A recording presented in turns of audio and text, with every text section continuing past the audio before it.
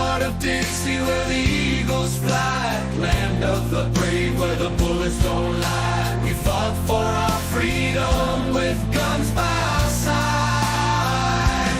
Red, white, and blue, our southern pride. Raise the flag high, let freedom ring from the rolling mountains to the flatlands. We sing, no one can take our rights. Our Second Amendment will defend our land with every bullet we send. We were born in the USA, land of the free, with guns in our hands. We'll forever be Southern blood runs deep through our veins. We'll stand tall for America till the end of our days.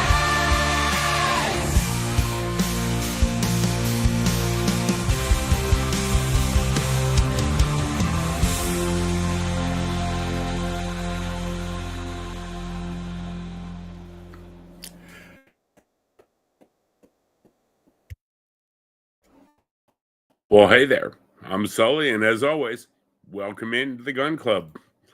Alrighty. Tonight's stream was sort of a last minute, I don't want to say whipped together, but it was put together on a little bit of short notice because I just wanted to get something out there because I'm seeing so much that's missing so much about this incident that occurred down in Georgia. Now, if you haven't heard, we'll cover it real quickly. There was a tragic school shooting that occurred at Apalachee High School in Winter, Georgia, over the last week. It occurred Wednesday morning. We'll get into the details in a minute. The shooter has been taken into custody, was taken into custody on scene immediately after it happened by school resource officers on scene. He's been charged. 4 deaths, I believe 9 wounded. Just a tragic incident. It's one more that we really should never have happen in this country, and it's ridiculous that it does. But again, immediately, especially I think probably largely because of the politicized climate right now, we are 58 days off an election. Immediately, the folks on the right are out there and we need to ban ARs, we need to ban guns, we need to do this, we need to take action now. But why is banning guns the only action they'll ever talk about? Why is infringing on American citizens' constitutional rights the only solution they ever seem to have to the problem? We've got a few other solutions. I can just off the top of my head throw some of them out there. Perhaps some of the money spent hiring 78,000 IRS agents could have hired maybe, I don't know, 10,000 school resource officers to have better security at schools. Perhaps some of the money that we've been dumping overseas to protect Ukraine would have been better spent to harden our schools, make them harder targets. I'll be honest with you. As a paramedic, I've gone into various high schools in our region here in upstate South Carolina. Folks, I can tell you, some schools are very secure, some not so much. Why are they not? Is it they don't know, they don't care? I don't think it's they don't care. They're not aware, they haven't been trained. Could we not do something with all the money that we have, with money going to every other country for everything from intergenerational gender dance theory to all these wonderful ideas?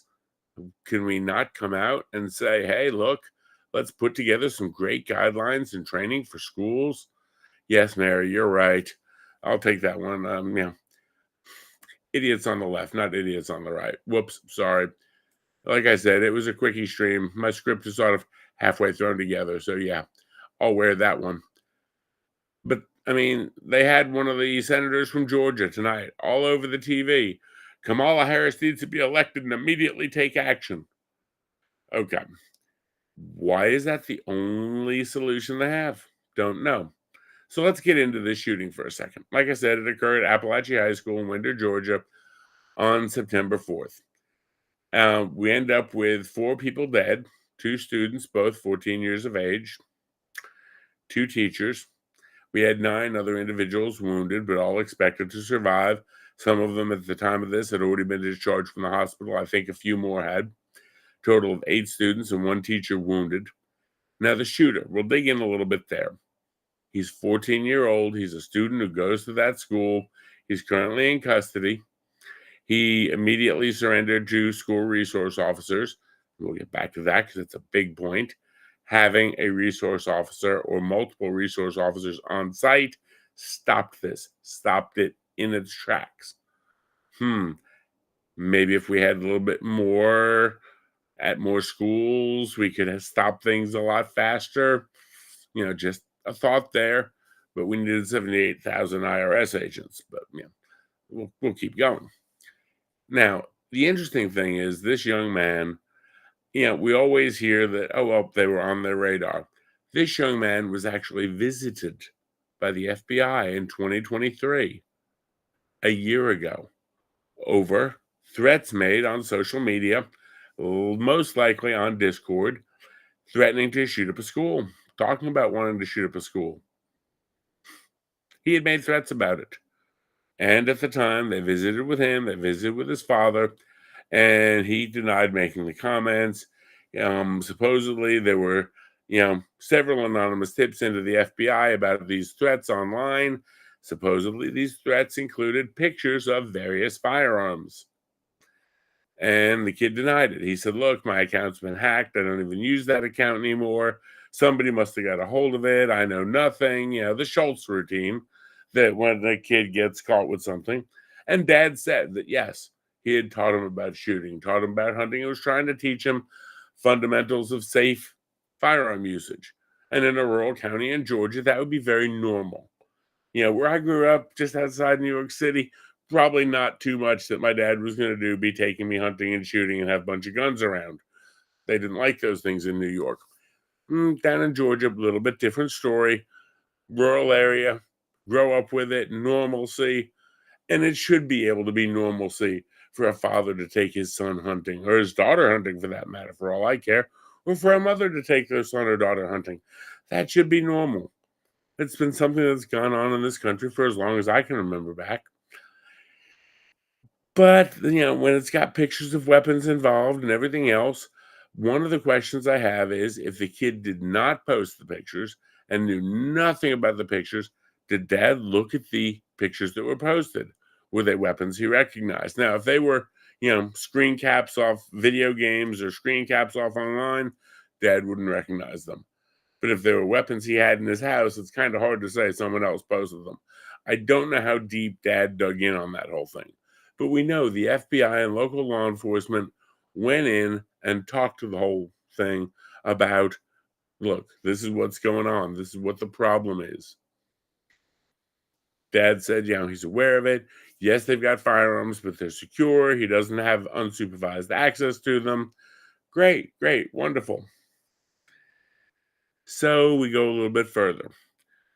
For Christmas, Dad buys his son his own AR-15. Again, I'm as pro 2A as the rest of the world out here. I am 100% in favor of the boy learning with these things. I'm 100% in favor of him having his own. At 14, with a questionable background, I don't see unsupervised access. Now, I'll admit openly, I don't have any little drapery climbers or, munchkins running around.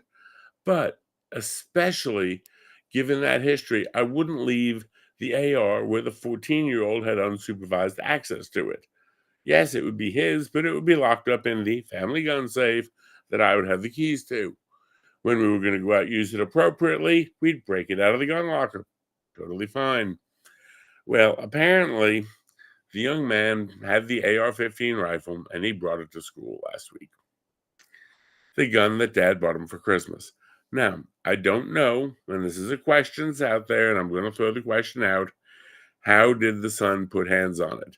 Was it locked up in the family gun locker, and the kid was able to figure out Dad's combination? Maybe.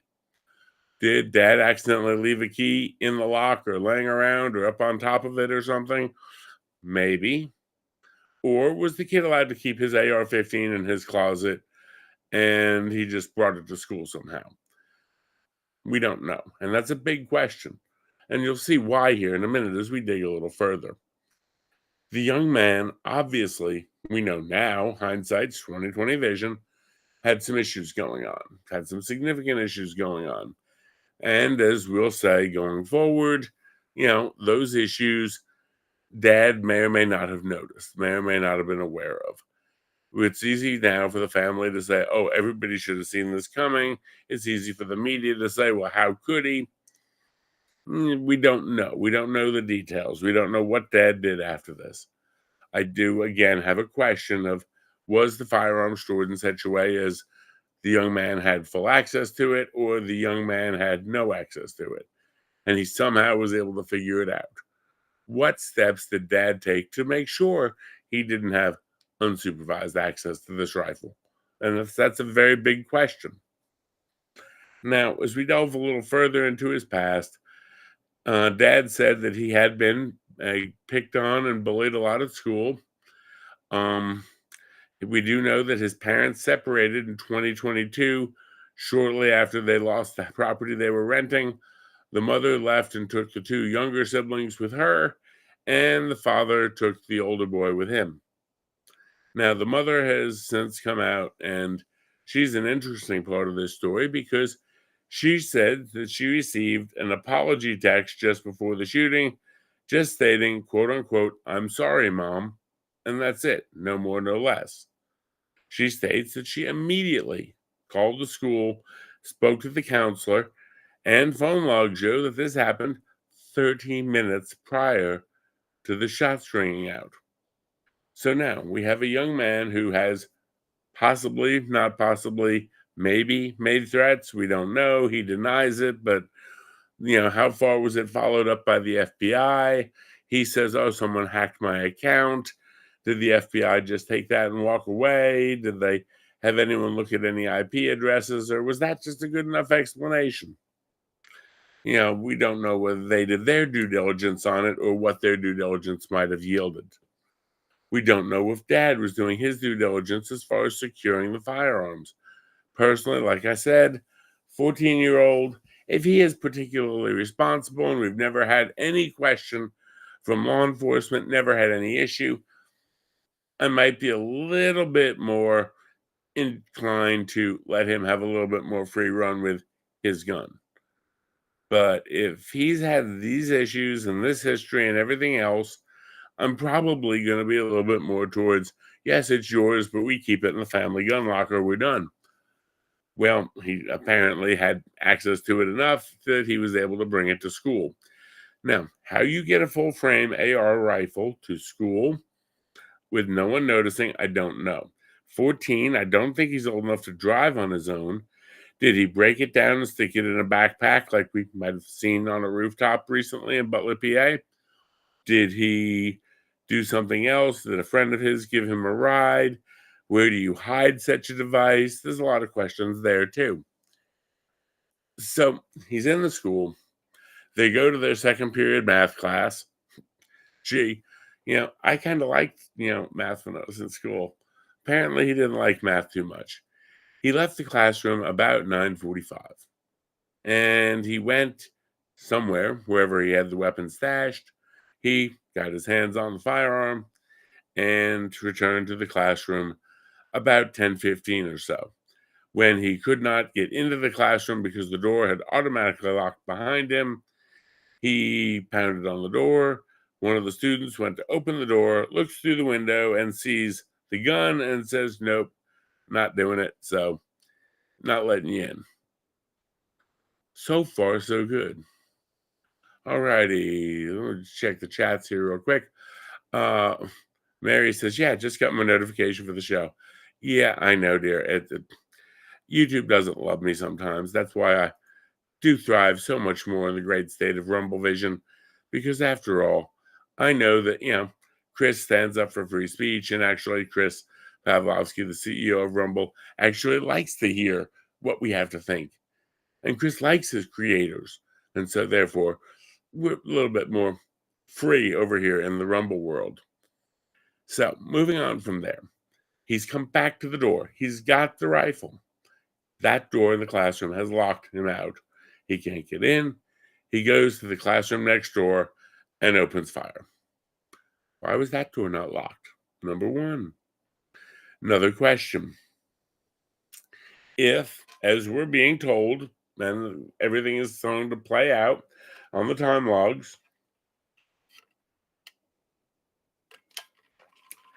Mommy Dearest calls the school counselor 30 minutes before shots start ringing out and says there's an extreme emergency. Somebody please go check on my baby. Now, mom's got her issues. Mom does have her run ins with the law and a little bit of run in with the substance abuse world, but that's, a lot of parents these days. So nothing really significant. Wow, she's had a couple of minor run ins with the law and some substance abuse stuff, but she's obviously functional enough to take the two younger kids with her. So, you know, I don't see a lot there to really disparage her. I only bring it up in the interest of full transparency. Now, the kid has gone into the neighboring classroom, opens fire, and we end up with a bunch of people wounded and everything else. Now, it backtracks. The schools had also received a threat that morning, naming 5 schools in the districts of targets, stating that that school would be the first of all the targets. Now, who received that? We don't know. We have the counselor receiving a call from mom, please go check on my baby. We have the kid having a history of threatening this stuff. Possibly. We have the school receiving threats that morning, and still nothing happened in time to stop it. Now, I will give a lot of credit here, and this is where I wanted to come back to this. The kid is opening fire. We've got, again, 4 deceased, 9 wounded, tragic incident. I'm sure hundreds of kids traumatized. The school's got about 2,000 total, 1,900, 2,000 total students. I'm pretty sure that their school year that they just embarked upon, it's their third or fourth day in. I'm pretty sure that this is going to cast a pall on their entire school year. My question is, if you've had threats that morning that this was going to happen, how did you get a AR in the building? Was nobody watching? Did they have single point entry control? Or if you have 2 or 3 entry points, is there someone controlling each of them? I know when I went to school, and again, it was just a few hundred years ago. I mean, I graduated high school in 1990. I know there were only certain doors that we could get in. The other doors were exit only and they had alarms on them. So to say that somebody walked in with an AR unchecked, unnoticed, and again, maybe it was put up in a thing for an art project. I don't know. I want to know how someone got that in, especially how that kid, if the school is going to be watching anyone, probably the one that had the FBI at their house last year over threats. And Dad, come on, Dad. Now, the kid was taken into custody. The shooting was stopped by law enforcement, school resource officers. Now, think about it. Which political party wants to get the police out of school because they're too militaristic? Yeah, they want to make a big deal about school shootings, but when we see this one, especially, I mean, we can look back at Uvalde and what a train wreck it was and how school resource officers and the school PD did absolutely nothing right. But in this one, the school officers went toward the sound of gunfire. They did their job. They engaged the kid, and the kid immediately dropped the weapon and was taken into custody without incident. Now, that outcome we can debate as to how good it is or not, and you know what I'm saying without me saying it on YouTube. But on the other side of that coin, if we take those SROs out, how long does this shooting go on? So we've got to give the SROs credit for where credit is due. But my question is, how do you get an AR in the building? How do you go in between classes, out into the hallway, go to wherever the AR is, go to the bathroom and come back with an AR? Was it stashed there? Well, yeah. Was it in a backpack? Was it in a locker? Someone did something. And this is stuff we all need to look at. These incidents, they occur tragically often. I mean, one is too many, two is ridiculous. But the thing is, when we have these incidents, we need to go back and very much deep dive through it, tab A to slot B, and say, okay, what can we learn? I want to learn A, from the household side. How did the kid who was obviously bullied, troubled, picked on, and possibly made threats get his hands on his AR? Was it, again, left out? Did he get it somehow? Who knows? Next question. How did he get it to the school? Did he just walk in, AR strapped in on a chest harness, locked and loaded? I don't think so. Somehow he got it to the building. No one noticed. He got it into the building. No one noticed. And again, when you've had those threats made, should we not be ultra high alert trying to figure everything out? What did they do differently? And I would love to know this, and it's my big question.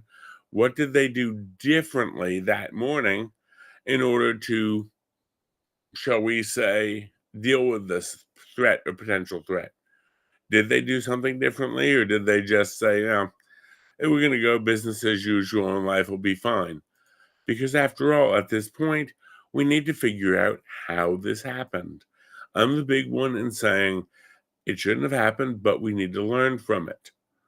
Now, mom calls the school and says, hey, someone please check on my little child, my little darling. Okay. Did mom say that? Someone go check on him? Or did mom say, I'm afraid he's going to do something stupid?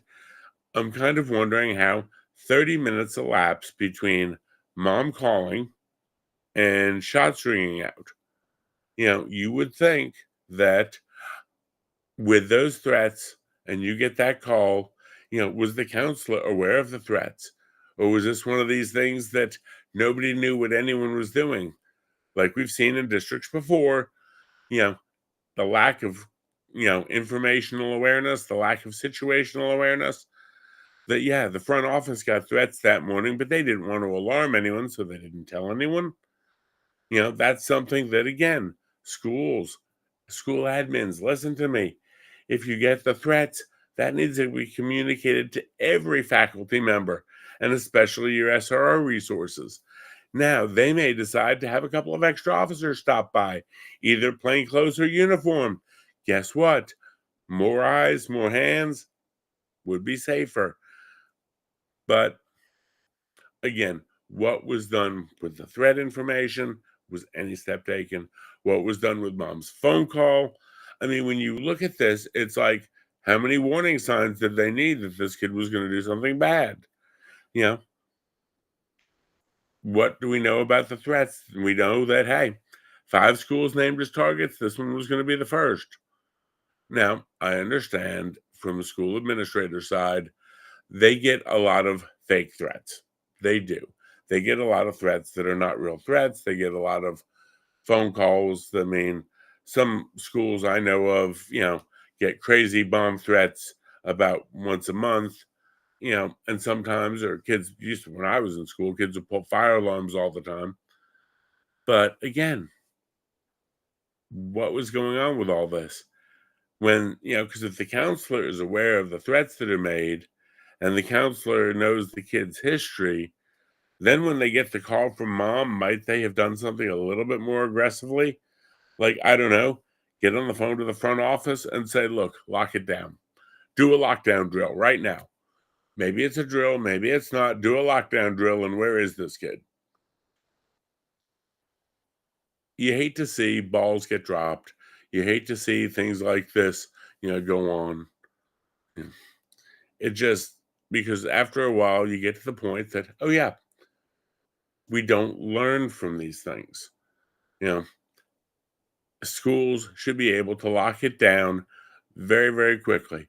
And then, you know what? If it's nothing, it's a lockdown drill. We had our lockdown drill for the year. Yay. We hear about, school resource officers militarizing schools. You know what? I'm not saying cops are perfect. Trust me, I know they're not. I've dealt with some good ones, I've dealt with some bad ones. Okay, whatever. But most of the school resource officers, a lot of them have elected to take that position. They want to be there and do right for the kids. So, you know what? Having a couple extra officers stop by, guess what? If you've got threats, let's do it. If you've got threats, let's maybe make a little bit sure what's coming in and out the doors of the building. Did the kid go out and get it from somewhere outside the building, or did he sneak it in with him that morning? I have an idea. If there's a kid in the school who's made previous threats to shoot up the school, how about we make sure he's not carrying anything long enough to hide an AR-15? Just and again, if this was, he pulled a Beretta out of his backpack, I'd say, okay, every kid in school's got backpacks. Now, I know a lot of schools have gone through the um, clear backpacks now, pluses and minuses. You can still hide weapons in them, so don't tell me you can't. Takes a little bit more work and a little bit of creativity. But folks, how do you smuggle an AR-15 anywhere? I mean, if you've got some ideas, throw it up in the chat. Let me know. Maybe I'm missing something. Maybe I don't know what an AR-15 or how easy they are to hide. Personally, I can hide a 9mm handgun or a 45 pretty easily. I can't hide an AR. I was kind of wondering if it was a small AR. I've seen pictures of it. It was not a small AR. It was a standard AR platform rifle. And I love this. Whether they get multiple threats or not, every threat has to be taken seriously. It isn't for the school administration to take a chance on our kids' lives. Mel, I totally agree with you. But you saw Crowder did that great expose on Chippewa Falls. They had numerous reports of stuff. They half-assed it, and then half-assed it on top of half-assing it. And so maybe some of the schools, we don't want to go through all the paperwork. Look, if you get a possible threat, a maybe threat, or whatever, yeah, we're doing a quickie lockdown drill. And especially when it's got a kid's name attached to it. His own mother thought enough of the "I'm sorry, Mom" text to call the school. Now, maybe she thought Junior was going to go out and do something to himself that day. Possibly. I could see that.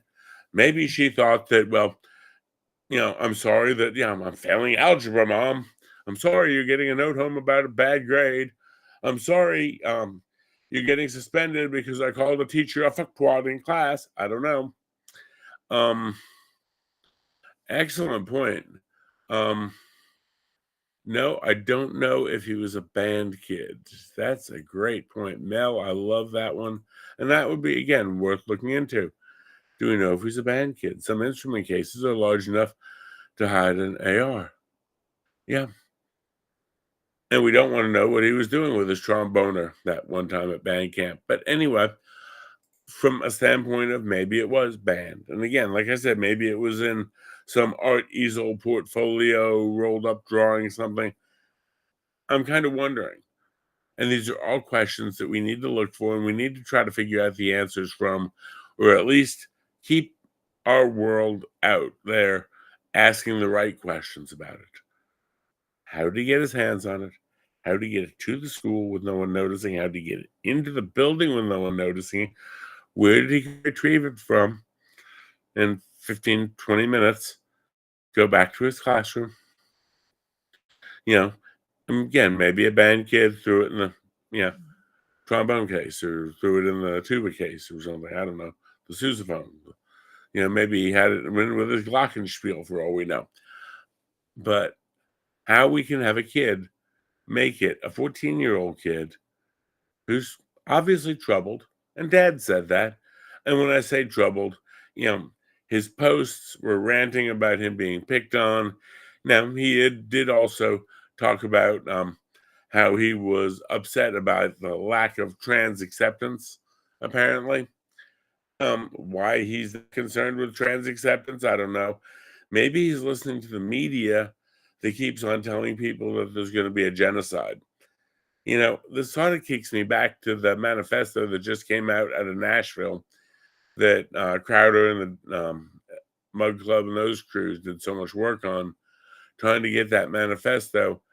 Because remember, that person was doing, a lot of stuff when everyone was screaming, oh, there's a trans genocide. Well, you know what?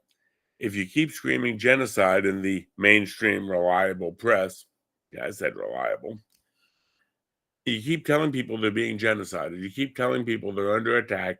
You keep telling people they're going to be put in prisons or camps or whatever else. Some of the not so stable ones might take it seriously and might react with violence. Now, I haven't seen any plans to do that. I mean, if you can find it, show it to me. I'll be happy to discuss it. But you know, somehow this kid walks into a school, AR rifle.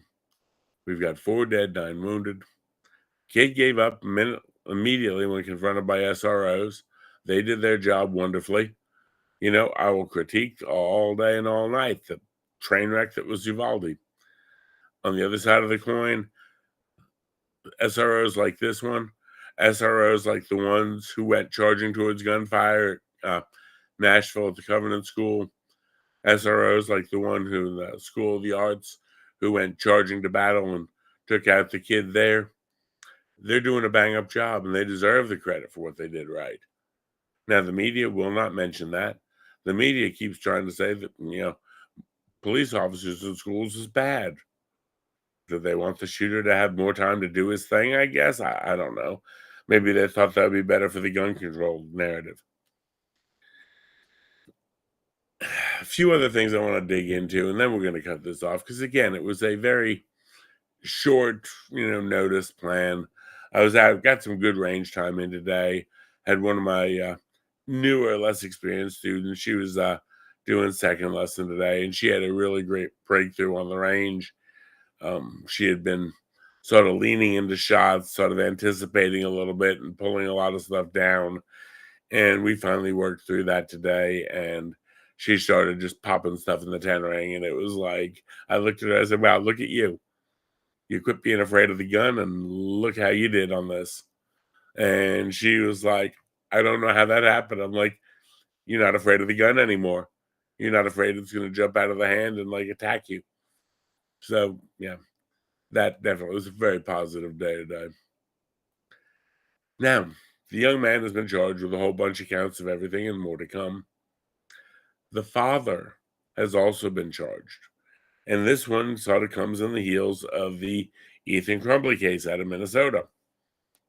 Now, this is, again, there's going to be debates and divide on the 2A side about this. Can we visit upon the father the sins of his son?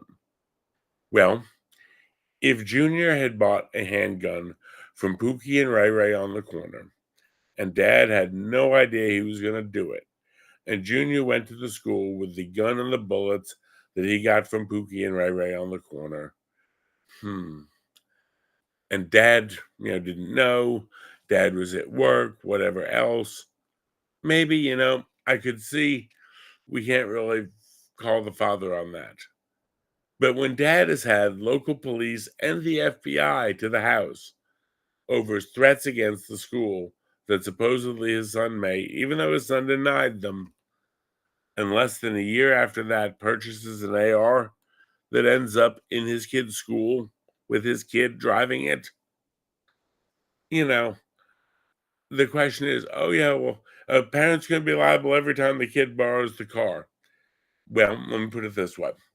If your kid comes to you and asks you to borrow the car, and they're saying it with a bottle of Jack Daniel's Tennessee whiskey half empty in their hand, and they can barely stand up, and you hand them the keys, yeah, I think you should be liable.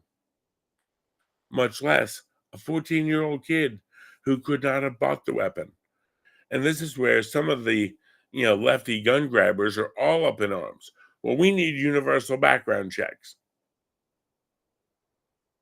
Wouldn't have helped.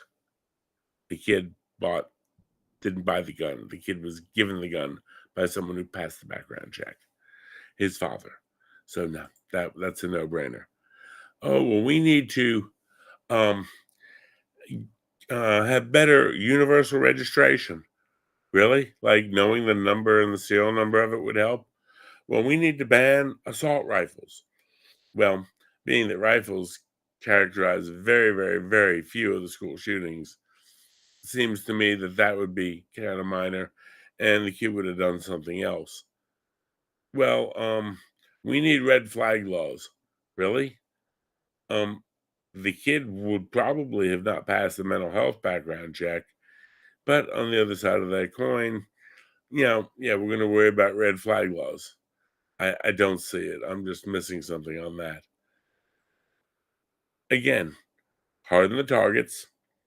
You go into a courthouse, say, any typical courthouse, and I know the federal courthouses, I've been to the federal court systems. Guess what? There's a person there at the door working a metal detector.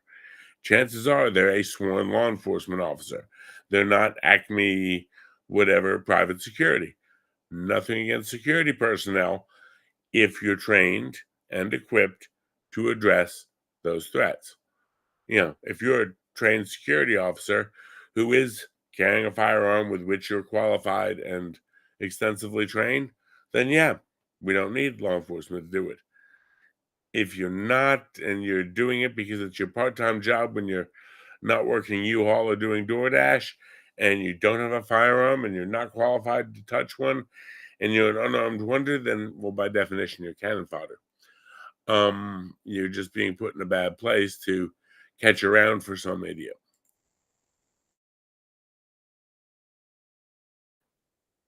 But again, the media will repair or an intellectual way to address it. It's guns bad, we need to get rid of them. Guns bad. Well, this would never happen if it wasn't for all the guns. Well, if is the biggest two-letter word in the English language, and it's like my father used to say, if a frog didn't bend its back legs, he wouldn't bump his ass. Translation, if doesn't do any good with anything. All if is just an excuse on something.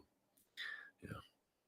So dad again has been charged. He bought the gun. What did he know? How much, information did he have? We don't know. We have concerns there. Sometimes I think, I know with the Crumbly case, that one, they had already been talked to multiple times about their son's behavioral issues. They bought a SIG, then they took him shooting, then they left it around unlocked and loaded. Yeah, unlocked and loaded. Yeah, so that was going to work out real well. That's to me willful negligence. That's just, I don't give, kids guns, especially when they're, clearly not what we need to be dealing with. Um, that's my thought. I'd hate to see parents get charged for the sins of their kids. I hate to see, parents getting in trouble for, this if they're not really culpable. But with that kid buying him an AR and letting him have access to it, if that's what the case was, sorry, Dad, I think you might be guilty on this. Now, I won't say of murder, but not negligent manslaughter. Yeah. The media and the left are creating an environment that fosters these mental health issues. Yeah, they do. They use their fear porn and their panic media to try to gin up just absolute insanity. And then when it rears its head, like in this kid's case, we say, well, how could that ever have happened? And before you say, oh, it's a gun problem, there's 400 million guns in the United States, over 400 million. Only one of them was involved in this. Yeah. The other ones didn't shoot anyone that day, or at least not anyone that we know of. So, alrighty, folks, that's all I've got for tonight. Like I said, it was going to be kind of a quickie just because, I wanted to touch on this stuff. I wanted to talk about it a little bit. If you've got questions or comments, you want to hear more about it, let me know. I'll be more than happy. I'm going to definitely be watching this case to see where I can find out, get more info on it, see how many of our questions are eventually answered. But if you want more information about the channel, you can definitely check us out over on uh, X or Twitter at TheGunClub.com. You can check out our Facebook, the Gun Club Podcast. You can check out our locals page. We post a lot of stuff up there and frequently use it to post documents like post incident reports and things like that. We've got our extensive library up on Rumble where we put all of our content. And you can email me directly if you'd like at mike.southeastdefense@gmail.com. Folks, I appreciate you coming out. Hope you have a wonderful, wonderful day. Please be smart, be safe, and by all means, just remember, we're out here and we're fighting for the truth.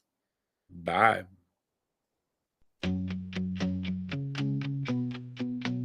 In shadow.